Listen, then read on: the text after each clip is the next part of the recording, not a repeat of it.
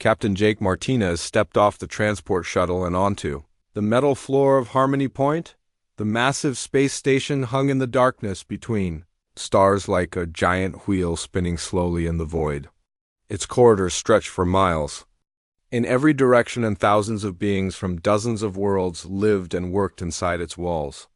Today it would host the most important meeting in human history. Jake carried a worn leather satchel that had belonged to his family for generations. Inside were his diplomatic papers and credentials that would allow him to speak for all of Earth. He did not know that hidden beneath these official documents lay an old piece of paper that would soon change everything. The ancient treaty had been given to him by his grandfather before the old man died, and Jake kept it as a memory of his family's past. Lisa Thompson walked beside him, carrying her own bag filled with files about alien cultures and languages. She had spent 5 years studying the 3 major races that controlled the Galactic Trade Alliance. Her job was to help Jake understand what the aliens really meant when they spoke in their careful diplomatic words. Behind them came Carl Blake, a military man whose sharp eyes constantly watched for danger even in this neutral place. The hallways of Harmony Point buzzed with activity as beings from across the galaxy prepared for the emergency summit. Tall, blue-skinned traders from the rim worlds whispered among themselves, while small furry creatures scurried past carrying important messages. Robot servants glided silently through the crowd, serving drinks and food to anyone who asked. Jake had been to Harmony Point only twice before, and each time the sight of so many different species working together amazed him. Humans were still the newest members of the Alliance, and many aliens looked at them with curiosity or suspicion. Earth had joined just 5 years ago when alien ships first appeared in human space, offering trade and protection. The 3 races that ruled the Alliance had made it clear from the beginning that humans were junior partners who should be grateful for the opportunity to join galactic civilization. The Vorthan Empire, with their snake-like bodies and cold yellow eyes, controlled most of the military forces. The Zephyrian Collective were living crystals that pulsed with different colors when they communicated, and they managed the trade networks.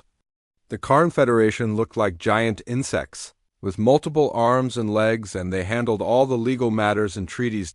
As Jake's team made their way to the diplomatic quarters, Lisa quietly pointed out the various alien delegations they passed.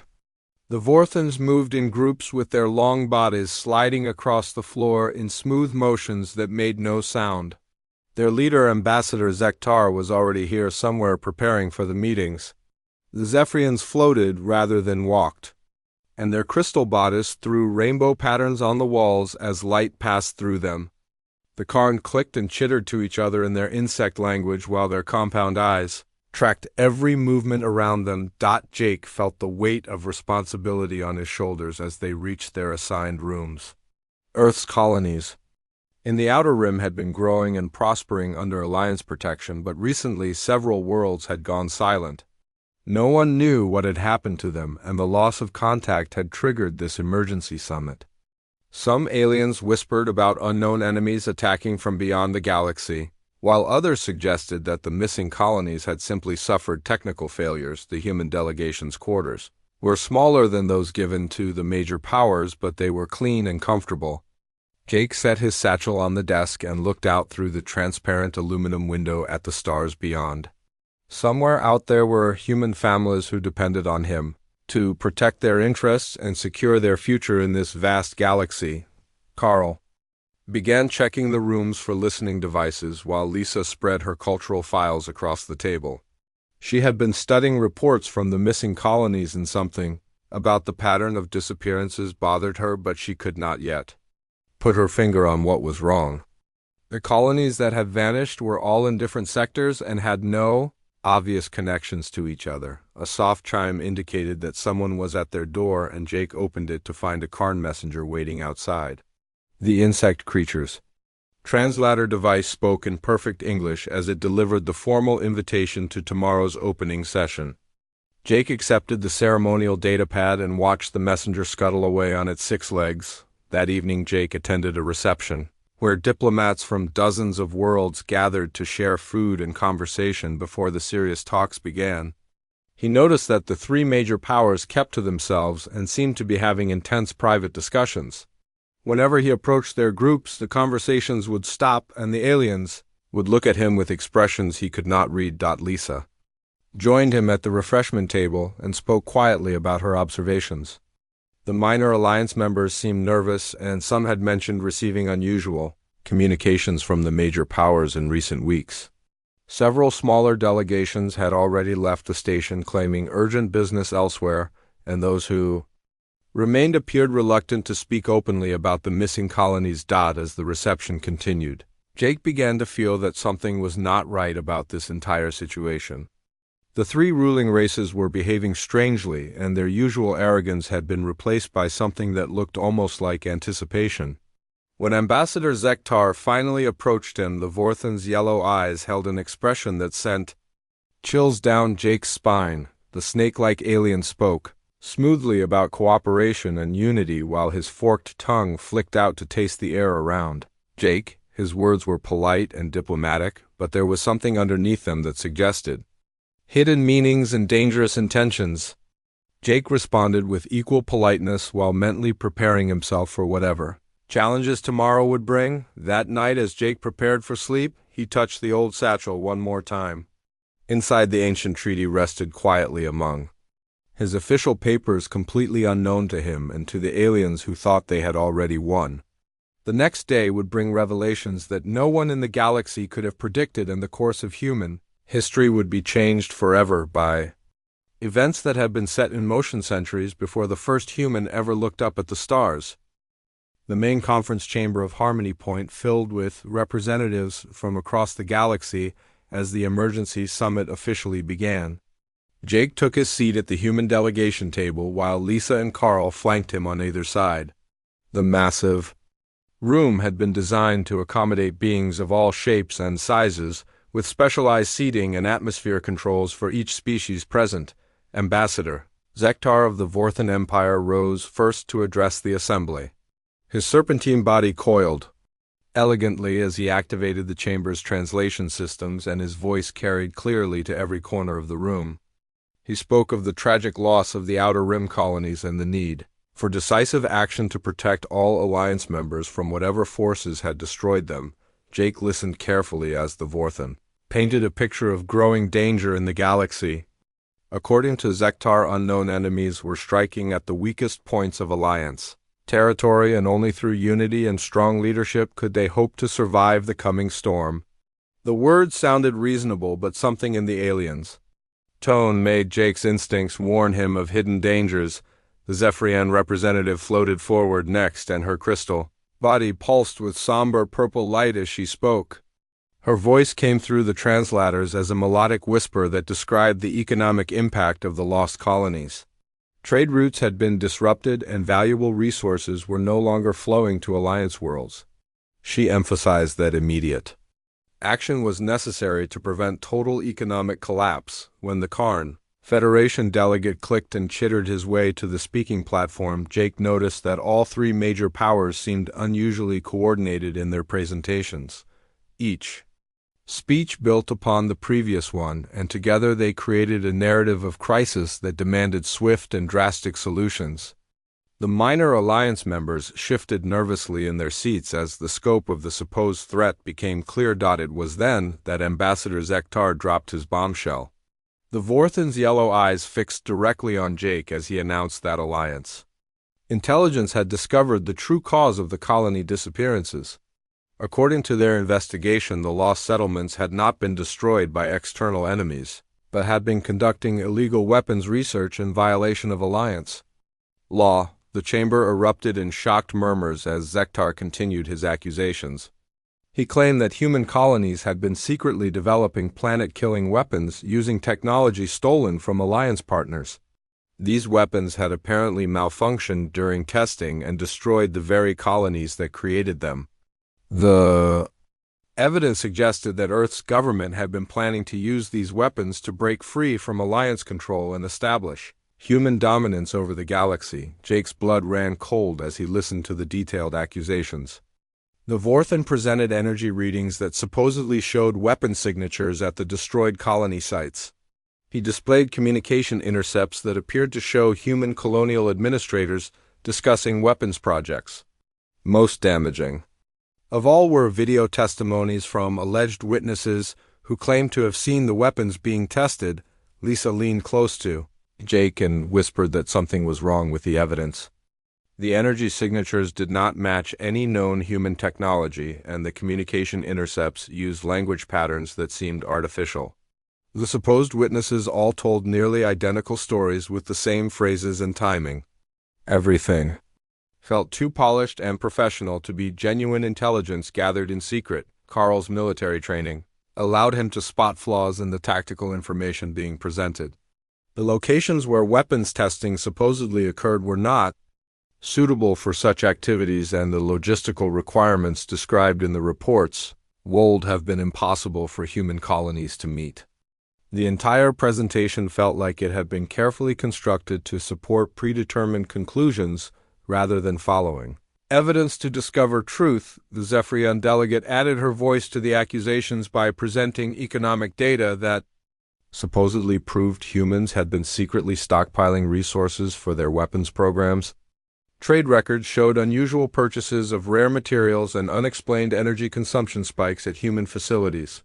She argued that the evidence clearly demonstrated a pattern of deception that threatened the entire alliance. The Karn representative concluded the presentation by citing specific alliance laws that had allegedly been violated. His translator device rattled off statute numbers and legal precedents, while his compound eyes stared unblinkingly at the human delegation. He emphasized that the violations were so severe that they warranted immediate and decisive action to protect all law-abiding alliance members. Jake felt the weight of every gaze in the chamber as the three major powers presented their demands. Earth must immediately surrender all Outer Rim colonies to Alliance oversight and submit to permanent military monitoring. Human ships would be restricted to Earth's solar system, and all human technology would be subject to Alliance inspection and approval.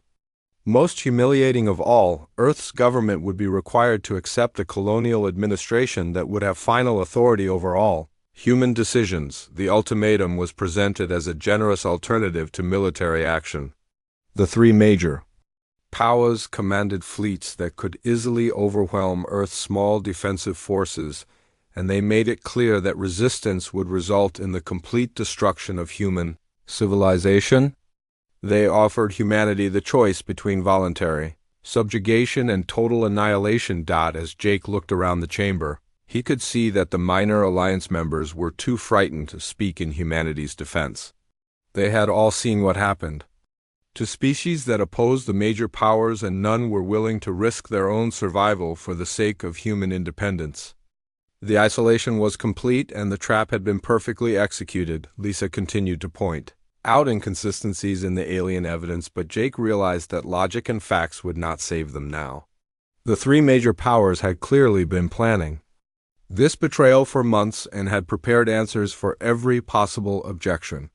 The evidence might be fabricated, but it was professionally done and would be difficult to disprove without access to the original sources. Carl quietly informed Jake that Earth's fleet could not possibly stand against the combined armadas of three galactic powers. The human colonies were defenseless, and evacuation would be impossible with alien ships controlling all the major hyperspace routes. Surrender seemed to be the only option that would allow any humans to survive. Jake requested a recess to consider Earth's response, and the three major powers graciously agreed to give humanity time to accept their fate. As the chamber emptied, Jake sat alone with his thoughts and tried to find some way out of the trap that had been laid for his entire species.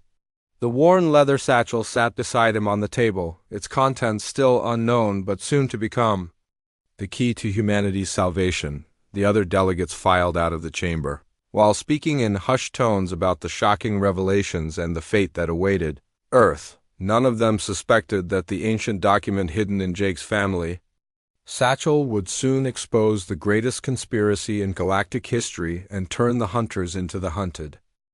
Jake sat alone in the human delegation's private quarters, staring at the fabricated evidence that threatened to destroy his entire species. The three major powers had given humanity 12 hours to accept their terms, and half that time had already passed. Lisa and Carl had gone to gather what little intelligence they could from the remaining minor alliance members, while Jake tried desperately to find some weakness in the alien conspiracy. The coffee maker in their quarters had been working overtime as Jake consumed cup after cup of the bitter liquid, while reviewing every document and recording the aliens had presented. His hands shook slightly from caffeine and stress as he reached for his satchel to pull out Earth's official response templates. The worn leather felt warm under his fingers as he fumbled with the old clasp dot as Jake lifted the satchel to place it on the desk. His elbow knocked over his latest cup of coffee. The hot liquid splashed across the table and began seeping into the leather bag before he could grab it. Jake cursed under his breath and quickly opened the satchel to save his diplomatic papers from the spreading stain. As he pulled out the official documents, something else fell from the bag and landed on the coffee-soaked table. The yellowed piece of paper looked ancient compared to the crisp digital files that Jake had been studying. Its edges were worn and brown with age, and the writing on it had faded to a pale brown that was barely readable. For a moment, Jake stared at it in confusion before remembering what it was. His grandfather had given him the old treaty before dying, and Jake had kept it as a family memento without ever really examining it closely. Jake picked up the fragile document and tried to read the faded writing. The formal language was difficult to understand, but he could make out enough words to see that it was some kind of agreement between the United States government and a Native American tribe. The date at the top was 1847, and it was signed by his ancestor, Lieutenant Colonel Henry Martinez, along with several tribal chiefs whose names had been carefully written. In flowing script, the treaty seemed completely irrelevant to his current situation, but Jake found himself studying it more carefully as he waited for Lisa and Carl to return. The language was formal and precise in the way that all legal documents seemed to be. It talked about territorial boundaries and resource rights and the protection of sacred grounds. There were clauses about trade relationships and military cooperation, and procedures for resolving disputes between the two parties. When Lisa finally returned to their quarters, she found Jake hunched over the old document with a puzzled expression on his face. She could see that he had been drinking too much coffee and that the stress of their situation was beginning to show. Her own investigation had yielded little useful information, as the minor alliance members were too frightened to speak openly about what they knew. Jake showed her the ancient treaty and explained how it had fallen out of his bag. Lisa had studied historical documents as part of her cultural training, and she immediately recognized the formal structure and legal language. As she read through the clauses, her expression changed from casual interest to intense concentration. Something about the wording seemed familiar in a way that made her mind race with possibilities. Lisa asked Jake if she could borrow his portable scanner to make a digital copy of the treaty.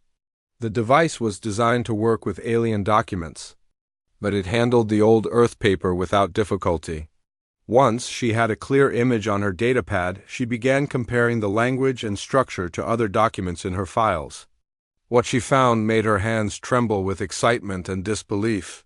The treaty contained specific, legal language about territorial sovereignty that was almost identical to wording she had seen in the Galactic Alliance Charter. The phrases about resource rights matched sections of Alliance trade law that governed how colonies could exploit the worlds they settled. Most shocking of all, the procedures for dispute resolution were nearly word for word identical to the legal processes that the Karn Federation claimed to have developed for galactic civilization. Carl returned just as Lisa was making her discovery, and he immediately sensed that something important had happened. His military instincts told him that the mood in the room had shifted from despair to something that looked almost like hope.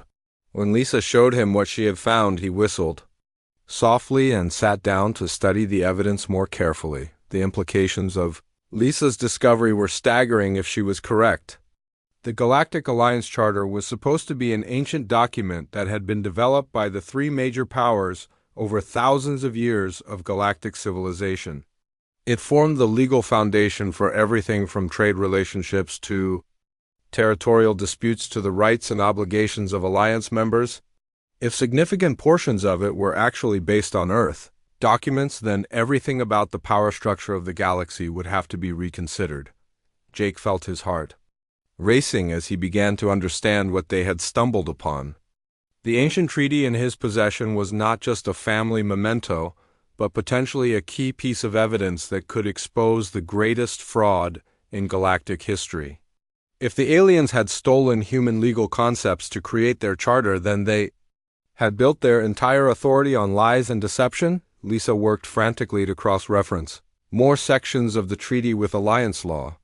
She found that Article 7 of the ancient document, which dealt with evidence requirements in legal disputes, was nearly identical to Section 43 of the Alliance Charter. The language about witness testimony and physical proof was so similar that it could not possibly be a coincidence. Either humans had somehow copied alien law centuries before first contact, or the aliens had based their entire legal system on human precedents. Carl pointed out that the date on the treaty was crucial evidence. The document was clearly from 1847, which was over 500 years before humans had any contact with galactic civilization. There was no way that human legal experts could have copied alien law when they had no knowledge that aliens even existed. The only logical explanation was that the Alliance Charter had been based on human documents rather than the other way around. As the three humans studied the implications of their discovery, Jake began to feel the first stirrings of hope since the aliens had made their accusations. If they could prove that the Alliance Charter was based on stolen human legal concepts, then they might have grounds to challenge the entire conspiracy. The very laws that the aliens were using to justify their betrayal might actually give humanity the power to turn the tables on their accusers. Lisa suggested that they needed to gather more evidence before making any accusations of their own. The aliens had clearly spent months preparing their case against humanity, and they would not be easily caught off guard. If Jake was going to expose their fraud, he would need overwhelming proof that could not be dismissed or explained away by alien propaganda. The worn leather satchel that had carried his family's history across the centuries now held the key to humanity's future. Jake carefully placed the ancient treaty back inside and sealed the bag. Tomorrow he would either save his species or watch it fall into slavery, but at least now he had a weapon to fight with. The hunt was about to become a battle, and the hunters were about to discover that their prey had teeth of its own. Jake and his team worked through the night as their 12-hour deadline slowly approached. The discovery of the ancient treaty had given them hope, but they needed much more evidence if they were going to challenge the most powerful civilizations in the galaxy. Lisa's fingers flew across her datapad as she searched through every historical document and legal text in Harmony Point's vast archives. The space station's library contained millions of documents from thousands of worlds, and accessing them required careful navigation through complex alien filing systems. Lisa had spent years learning how different species organized information, and her expertise now proved invaluable as she traced the legal lineage of Alliance law. What she found exceeded even her wildest expectations about the scope of the alien deception. Section 12 of the Alliance Charter, which governed territorial disputes, was almost word for word identical to the 1648 Treaty of Westphalia from Earth's history. The language about sovereignty and non-interference had been lifted directly from the document that ended the 30 Years' War in Europe. Even the specific phrases about respecting established boundaries matched exactly, despite supposedly being written by aliens thousands of years earlier. Carl assisted the research by using his military access codes to examine Alliance defense protocols and legal procedures. His investigation revealed that Section 31, which dealt with trade regulations, contained entire paragraphs that matched the 1944 Bretton Woods Agreement that had established Earth's post-war economic order. The aliens had not even bothered to change the technical terminology when they copied human economic concepts for galactic use. The sovereignty clauses that formed the foundation of Alliance membership were derived from the 1919 League of Nations Covenant and later United Nations documents. Lisa found that the three major powers had studied human diplomatic history. extensively and had systematically plagiarized the most successful elements of Earth's international law. They had assumed that humans would never gain access to galactic archives or be able to prove the connection. As the evidence mounted, Jake began to understand the true scope of what the aliens had done. They had not simply stolen a few legal concepts, but had built their entire civilization's authority on human foundations. The Galactic Alliance Charter that gave them the right to rule over hundreds of worlds was nothing more than a sophisticated forgery based on centuries of human diplomatic experience. Lisa discovered that the aliens had made subtle changes to the copied text to hide their theft. Names and dates had been altered and some clauses had been reworded, but the essential legal concepts remained identical to their human origins. The changes were skillful enough to fool casual examination, but detailed analysis revealed the underlying structure that could only have come from Earth. Carl found additional evidence in the military protocols that governed Alliance defense forces. The chain of command structures and rules of engagement were based on human military doctrine dating back to ancient Rome and medieval Europe. Even the specific language used to describe rank and authority had been translated from human sources and adapted for galactic use. The most damaging evidence came when Lisa accessed the archives of the Alliance legal system itself. She found preliminary drafts of various charter sections that still contained references to Earth locations and human historical figures. Someone had been careless during the editing process and had left traces of the original source material. Embedded in the digital files, Jake realized that his ancient family treaty was not just evidence of alien plagiarism, but was actually one of the foundational documents that the entire galactic legal system was based upon. The specific language about evidence requirements and witness testimony in his 1847 treaty had been copied almost exactly into the Alliance Charter. This gave him legal standing under the aliens' own laws to challenge their accusations and demand proof according to the standards they had stolen from humanity. As dawn approached on Harmony Point, Jake and his team had assembled a devastating case against their accusers. The three major powers had built their authority on a foundation of lies, and Jake now had the evidence to expose them. But he also knew that simply presenting the truth would not be enough to save humanity. The aliens would fight desperately to protect their secret, and Jake would need to be very careful about how he revealed what he had discovered. Lisa helped Jake prepare his presentation by organizing the evidence in a logical sequence that would be difficult for the aliens to dismiss or explain away. They would start with the ancient treaty to establish the timeline and then systematically demonstrate how each section of Alliance law traced back to human sources. The evidence was overwhelming, but it would need to be presented skillfully to convince the other Alliance members. Carl worked on gathering intelligence about the three major powers and their military capabilities. If Jake's revelation led to open conflict, then humanity would need to know what they were facing. The alien fleets were massive, but they were also spread across the galaxy, maintaining order on hundreds of worlds. A quick strike might be possible if they could rally the minor alliance members to their cause. Jake spent the final hours before the deadline reviewing every piece of evidence and preparing for what would either be humanity's greatest triumph or its final defeat. The worn leather satchel sat open beside him, and the ancient treaty lay spread across the table, where his ancestor had signed it over 500 years earlier. Lieutenant Colonel Henry Martinez could never have imagined that his signature would one day help save the human race from alien domination. The irony was not lost on Jake that the very legal concepts the aliens were using to enslave humanity were concepts that humans had developed through centuries of struggle and diplomacy. The Alliance Charter claimed to represent the wisdom of ancient galactic civilizations, but was actually the product of human experience with war and peace, cooperation and conflict, justice and oppression. As the final hour approached, Jake carefully placed the treaty back in his satchel and prepared to face the assembled representatives of galactic civilization. He had only one chance to expose the conspiracy and save his species.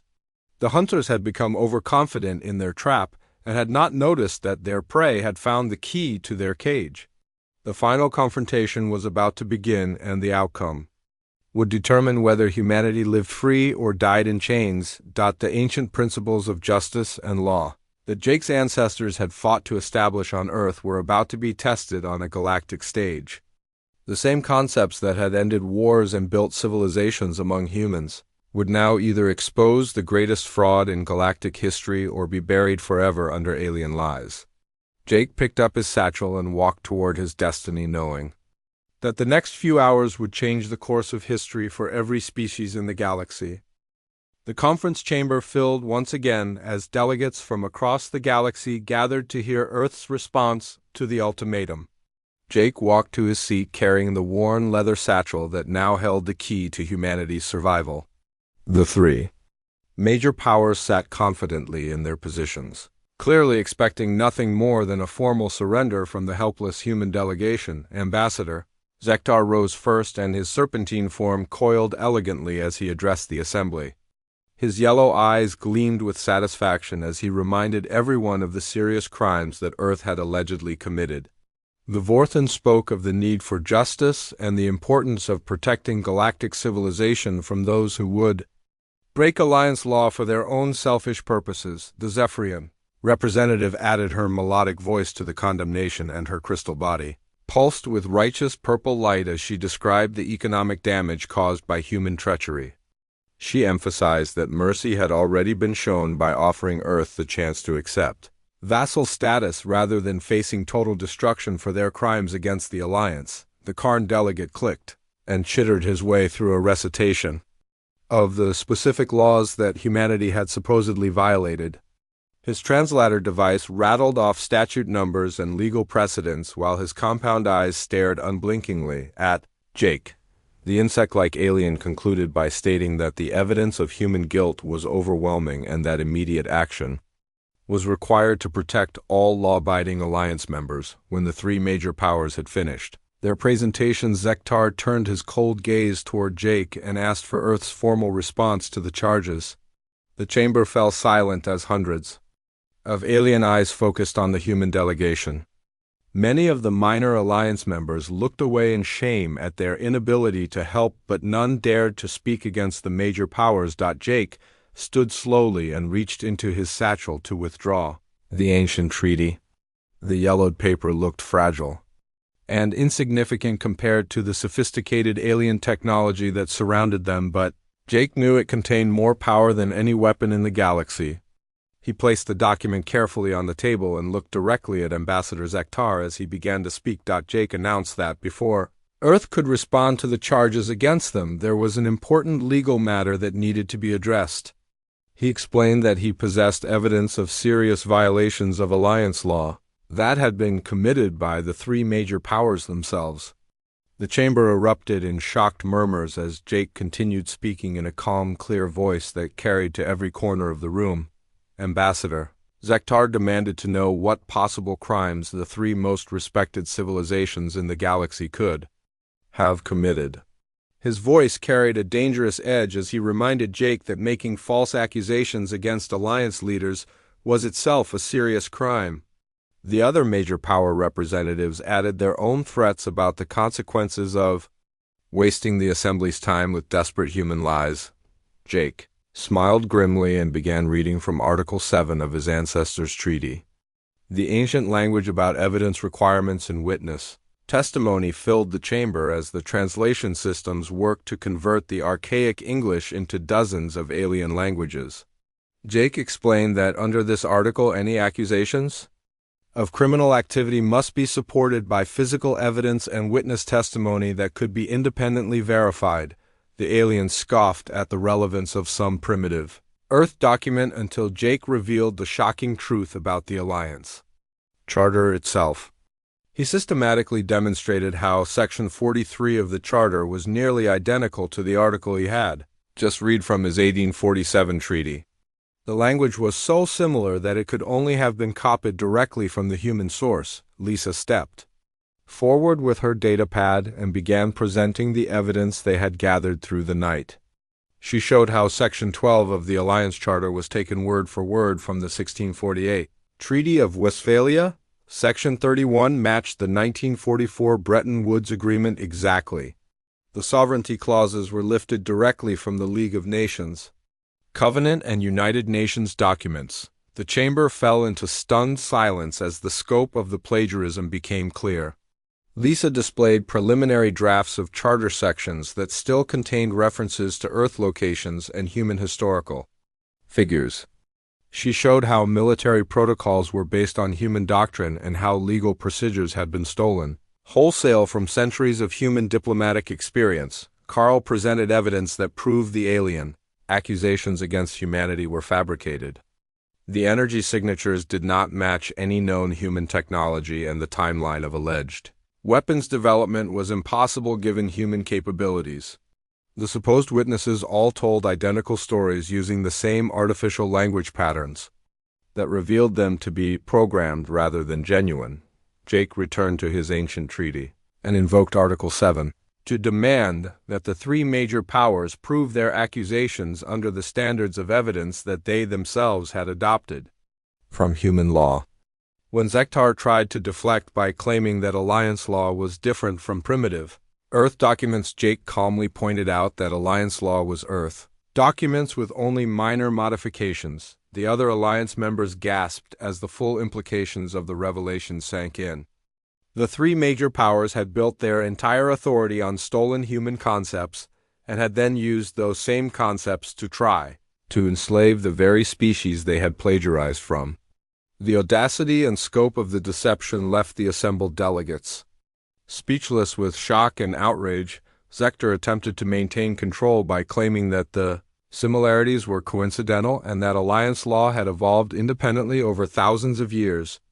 Jake destroyed this argument by showing that his treaty predated the Alliance Charter by over 500 years and that there was no way humans could have copied alien law when they had no knowledge that aliens existed. The Zephyrian representative tried to argue that the legal concepts were universal and that similar ideas could develop independently on different worlds. Lisa countered by displaying the preliminary drafts that still contained human names and Earth locations, proving that the copying had been deliberate and systematic rather than coincidental. The Karn delegate made one final attempt to save the conspiracy by claiming that the evidence was fabricated and that humans were trying to confuse the issue. Carl responded by challenging them to submit to the same independent verification that they had demanded from humanity and to allow neutral parties to examine the original sources of their accusations. Jake used the Charter's own mechanisms to file formal countercharges of conspiracy, fraud, and violation of sovereignty against the three major powers. Under the procedures that they had stolen from human law, the accused parties would be suspended from Alliance leadership pending a full investigation. The minor Alliance members who had been silent during humanity's persecution now found their voices and voted overwhelmingly to support the investigation. The three major powers realized that their conspiracy had been completely exposed and that their authority was crumbling before their eyes. Zektar made one last desperate threat about the consequences of challenging galactic order, but his words rang hollow now that everyone knew the truth about the foundation of that order. Jake stood before the assembly holding his ancestors' treaty and declared that humanity would not accept vassal status or submit to alien oversight. Instead, Earth would share its vast legal and diplomatic heritage with other species to help build a truly just galactic civilization, based on transparency and the rule of law rather than deception and intimidation. The minor Alliance members erupted in cheers as they realized they were finally free from the oppression of the major powers. Species that had been subjugated for centuries now had hope for justice and self-determination.